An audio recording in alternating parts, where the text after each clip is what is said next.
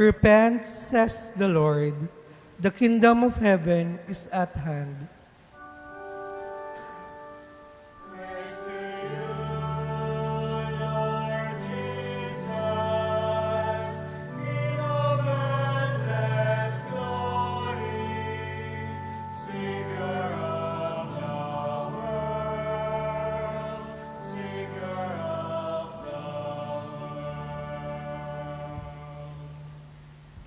The Lord be with you. And with your spirit.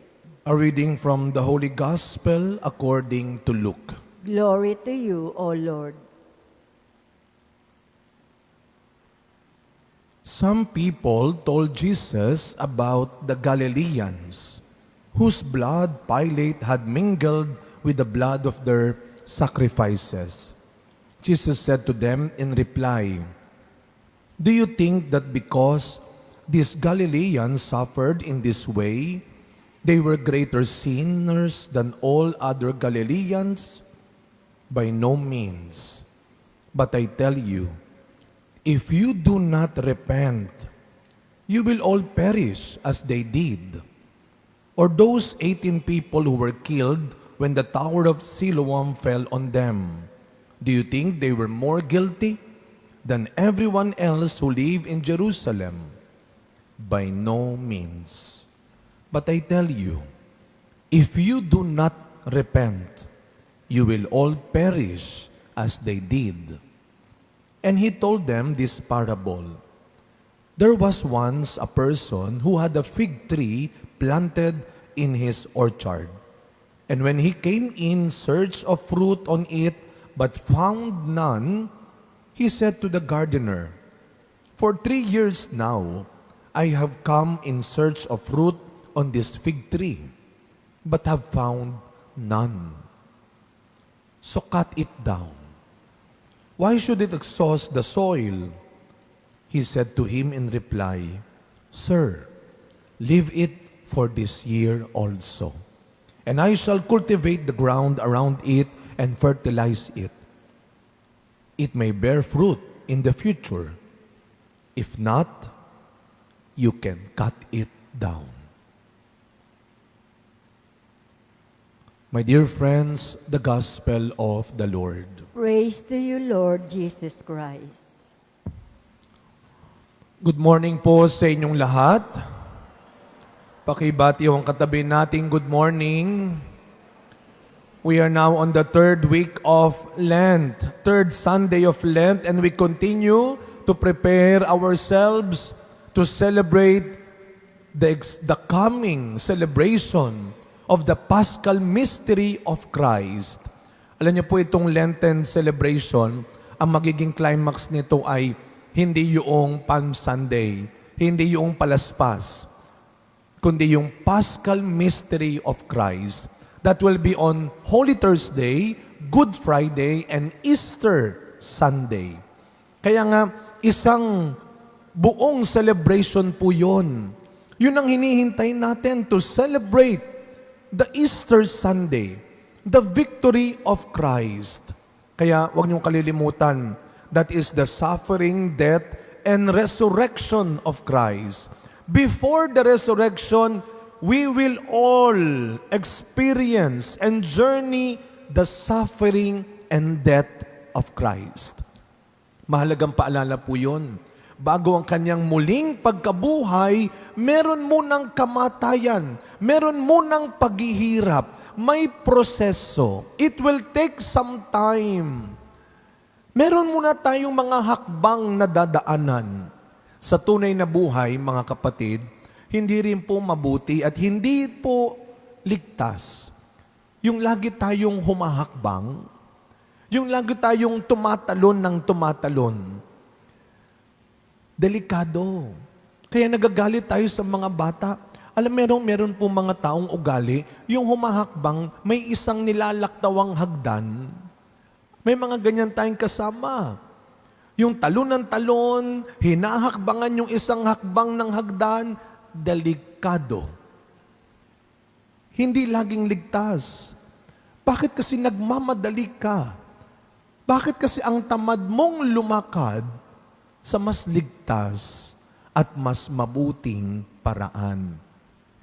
Nung kami mga bata ho, siguro tayo, I don't know kung uso pa rin ngayon yan.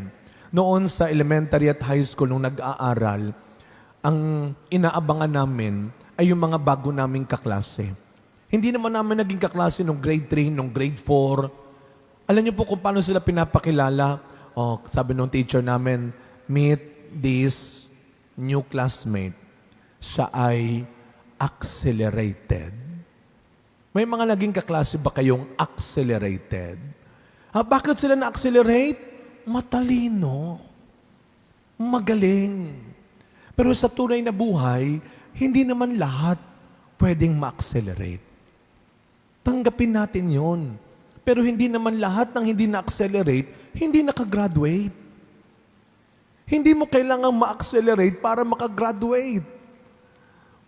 Alam niyo po, kung titignan natin ang mga readings natin ngayon, God is teaching us this season of Lent, learn to trust the process again. Magtiwala ka sa proseso. Sa first reading natin, bago lumaya ang mga Israelita sa kamay ng mga Ehipsyo, meron munang ginawang paraan ang Diyos. Meron munang panahon na ginamit ang Diyos bago niya napalaya ang mga Israelita. Hindi naman sa isang hudyat lang niya. Pwede niyang gawin yun eh. Pwede niyang lipulin kagad yung mga nang-aapid sa mga Israelita. Pero may proseso. Kinausap niya si Moises. We have heard again the call, the vocation of Moses in the first reading. At si Moises, bago niya nagawa ang misyon, nakinig muna siya. Nakipag-dialogue muna siya sa Panginoon.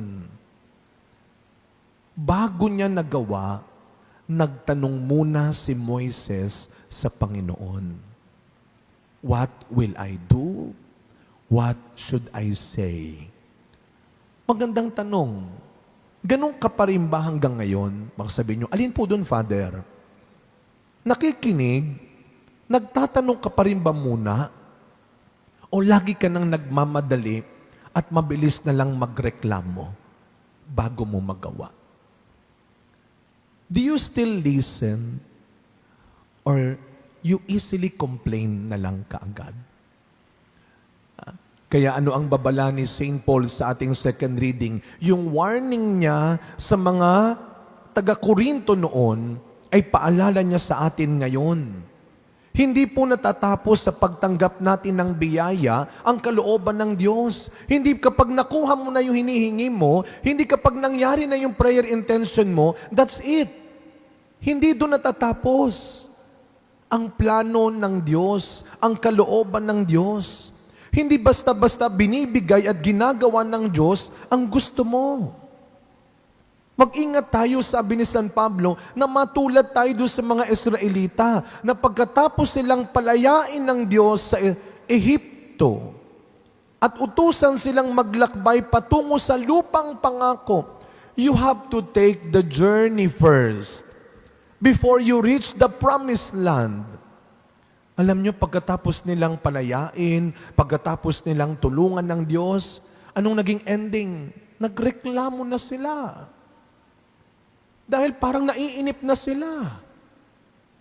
Dahil hindi na nangyayari ang gusto nila. Dahil hindi na nila gusto ang paraan ng Diyos para sa kanila. Naiinip ka na ba? Ayaw mo na ba yung bagong paraan para makuha mo kung ano ang mas mabuti at tama para sa iyo? Sabi ng matatanda, tingnan niyo po kung kayo ba ay nagsabi na nito o meron na kayong nasabihan ng ganito. Sabi ng matatanda, kung manghingi ka, para kang may patago.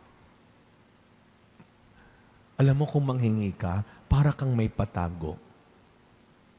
Kung mag-expect ka, para kang amo. Hindi pinupulot lang ang pera. Maghintay ka. Wala kang katulong. kumilos ka. Kaya pakinggan natin yung panawagan. Listen to the invitation of our Lord this Lent, especially in our gospel today. Ano ang sabi at papaalala ni Kristo? Hanggat hindi natin tinatalikuran, hanggat hindi natin binabago ang kasalanan natin, mapapahamak tayo. At anong paalala ni Kristo? Wala sa dami, wala sa laki ng kasalanan tayo mapaparusahan. Lamang man sa bilang ang pagsisinungaling ng mga kasama mo, pero kung nagsisimula na siyang tumigil at magbago, baka mas mauna siyang mailigtas sa iyo. Baka mas mauna siya at ma-accelerate kesa sa iyo. Stop comparing. Lagi kang nagbabantay sa maling ginagawa ng iba. Lagi mong binabantayan ang kasalanan ng iba. Hindi mo namamalayan, natatabunan ka na ng sarili mong kasalanan. Stop comparing and complaining, and you start living and do what is good and right again. Kahit may mga taong madamot pa rin, hindi lang sa pagkain, hindi lang sa material na bagay, kundi madamot sa respeto, pangunawa at pagpapahalaga nila. Huwag kang mawawalan ng pag-asa na maniwalang mas marami pa ring taong marunong umunawa at kumilala sa kabutihan mo na pinapakita. Pero, huwag mo silang aabusuhin. Huwag mong sasayangin ang kabutihan ng ibang tao. Dahil katulad daw ng puno ng igos sa gospel natin ngayon, na kapag hindi na ito namunga, pagkatapos subukang ayusin, diligan, meron pa rin itong hangganan para putulin na, para tanggalin na. As we continue this celebration, katulad po ng mabuting tagapag-alaga, ang sabi ng Panginoon, subukan ko ulit. Aayusin kita. Lalagyan kita ng pataba. Didiligan kita. This season of Lent, that is what Jesus is doing to us. Huwag natin sayangin yung effort niya. Trust the process. Trust the timeline. But remember, sabi niya, kapag hindi pa rin namunga, cut it down. Amen.